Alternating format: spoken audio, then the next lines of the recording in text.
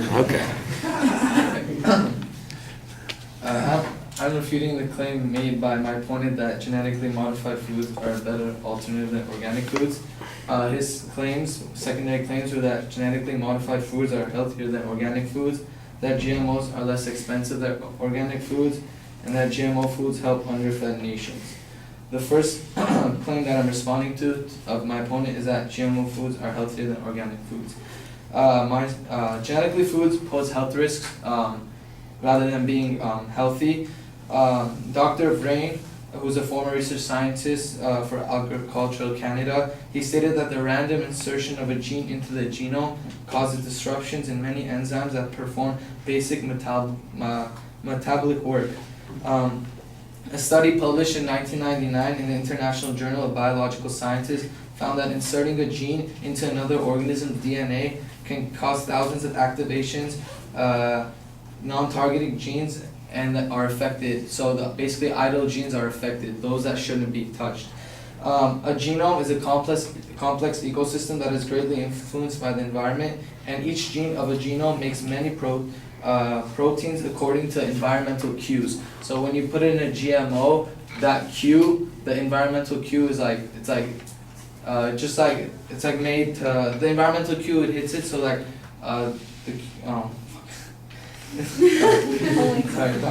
and then there's human health risks. At the time of GMOs becoming popular, statistics began mounting in the 1990s regarding allergies. This is from GMOawareness.com. Centers for Disease Control reported that 1 in every 20 child in the United States has developed food allergies. For example, workers exposed to BT cotton developed allergies. Skin, eye, upper respiratory. This is from responsibletechnology.org.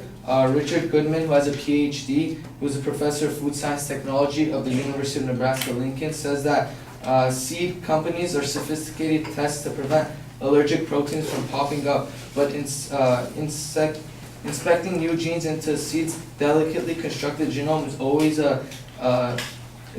scientists can predict all consequences. They can't predict all consequences. So basically he's saying that when you put a GMO into an organism and that goes to, like, for example, a tomato or a different kind of fruit or vegetable, the people testing it, they don't know what's going on. Also, GMOs bring along environmental hazards, so it's not all about humans.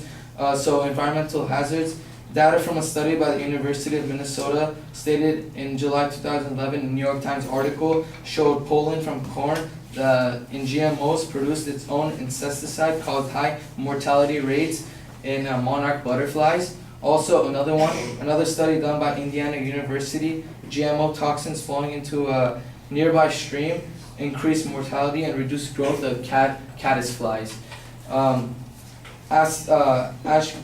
Ashley Koff, who's a registered dietitian who studies GM foods, genetically modified foods, she said a labeling requirement would motivate seed companies to prove to consumers that products are safe to protect their sales. 50 countries, including China, Brazil, and most of the European Union, they have mandated that genetically modified foods to be marked so people know what they're eating. An MSNBC poll said that out of 45,000 respondents, 96% of them said that they would want the foods to be labeled so that they would know what they're eating. My opponent made the second claim, another claim of his is that GMOs are less expensive than organic. I'm not saying that they're not less expensive, but before GMOs were introduced, price was not an issue. GMOs were introduced in 1994, according to GMOinside.org. The first GMO product was tomatoes. They were in grocery stores.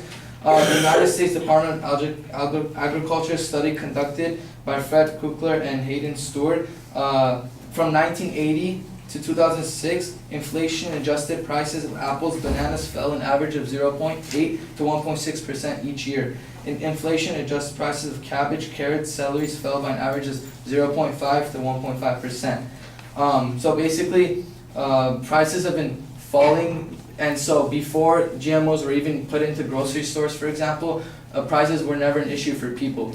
In 1991, the price of bananas per pound were about 45 cents, and as of 2014, they range in the same area depending on what, obviously, product you buy. This is from the USDA Agricultural Marketing Service for fruit and vegetables. In 1992, the price of tomatoes per pound was about $1.20, and as of 2014, you can still get them for about $1.20, $1.15, and this is from the same site. GMO foods, yeah. So, and then the third claim made by my opponent was that GMOs help underfed nations. I'm responding to that, in which GMOs, underfed or developing countries do not necessarily have to rely on GMO foods.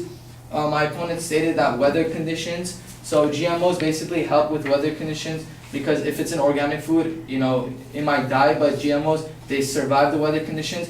But a lot of countries, it's not all about weather for them. So my opponent stated that GMOs can survive harsh weather conditions, but according to food and agricultural organizations, countries like Iraq, which have severe civil scrutiny, Syrian Arab Republic, which has worsening civil conflict, and Sierra Leone, which is a war-related damaged little country in Africa, those things are causing them for them not to get organic foods, whether it's like fruits, vegetables, milk without GMOs. So it's not, the problem isn't that they have weather condition that's causing them not to get the food, it's the severe civil things. So the food can still survive the organic, but when you have civil things going on in your country, such as, for example, in Ukraine right now, you might not get the food that you need, and that's my last point that I'm making. So I hope today I've convinced that,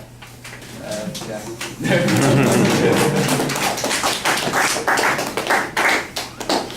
All right, well, you need a little work on that exit, but the secondary points in the main proposition are clearly labeled. Some of the same problems are applicable here. There's a lot of counter evidence, counter claims. There's not much analysis of the argument that the advocate made. Rather, it's just, let's take up a contrary position on this. And I'm not getting much contrast between the information that's presented by the one side versus what you're talking about. I do think that you had an interesting piece of analysis on the cost issue. I thought that was a kind of creative way of looking at that. Although you mentioned the tomatoes, for instance, $1.20 a pound back in 1992, $1.20 a pound now. And the first question that popped in my head, instead of the one that you're thinking of, the first question that popped in my head is the reason that they've remained relatively low priced because of the genetically modified access. So that seems to be almost counterintuitive to the point that you're talking about. I think that your trend argument was stronger at the beginning than it was at the end of that. And the weather conditions and that sort of thing on that third point, that's basically an alternate causality argument. And I'm not sure how applicable it is to the main point that you're making. All right, thank you.